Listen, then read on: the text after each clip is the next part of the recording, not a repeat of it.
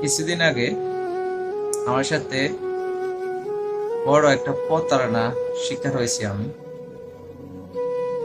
যেটা হলো, আসলে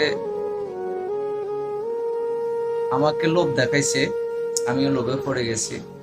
মানুষের বিদেশে গিয়ে 4 লক্ষ 5 লক্ষ টাকা খরচ করে 50,000 টাকা ইনকাম করতে কষ্ট হয়ে যায়। আর দেশে থেকে যদি 1 লক্ষ টাকা, 1,20,000 টাকা যদি দিয়ে ভালো একটা অ্যামাউন্টের চাকরি পাওয়া যায়, তাহলে তো এটা ভালো কথা। তা আমাকে লোভ দেখাইছে, আমিও লোভে পড়ছি। সে লোভে পড়া পরে এলাকা ভিত্তিক ভাই ব্রাদার থেকে টাকা নিয়ে আনলাম। টাকা এনে তাকে বুঝিয়ে দিলাম। সে তো মনের ভিতরে শয়তানি বুদ্ধি, আসলে টাকা নিয়ে পালিয়ে যাবে কিন্তু চাকরি দিবে না। আমার ভুল এটাই ছিল,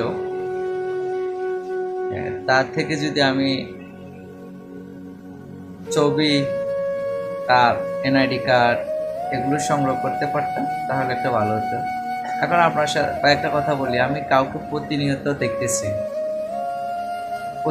তাকে দেখতেছি, সে আসা যাওয়া করতেছে। এর ভিতরে সে এমনটা করবে তো আমরা কল্পনা করি নাই। যদি এমনটা হতো তাহলে তো টাকা দিতেও ভেবে চিন্তে দিতাম, মানে টাকা দিয়ে দিছি, চাকরি হয়ে যাবে, জয়েন করব। আর তো সেটা হলো না, সে টাকা নিয়ে পালিয়ে গেছে। যা অ্যামাউন্ট ছিল লাখ টাকার উপরে,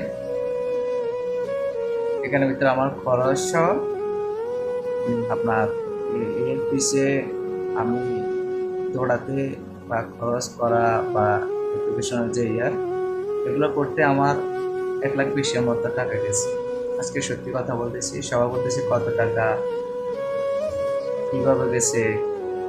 তো আমার 1,20,000 টাকা গেছে, কিন্তু আমি কাউকে বলতে পারিনি বাড়িতে যে আমার এত টাকা গেছে। কাউকে বলো এটা প্রকাশ করতে পারি না, কষ্ট মনের ভিতরে। আসলে এই টাকায় আমি পরিশোধ করা লাগবে, আমার টাকা আমি পরিশোধ করা লাগবে, কষ্ট হোক যেভাবে হোক পরিশোধ করতে হবে। এখন মানুষে বলতেছে মিথ্যা, আসলে আমার টাকা আমি যদি ছিঁড়ে ফেলে দিই সেটা আমার টাকা, আর আমি কাউকে আমার থেকে নিয়ে গেছে প্রতারণা করে সেটাও আমার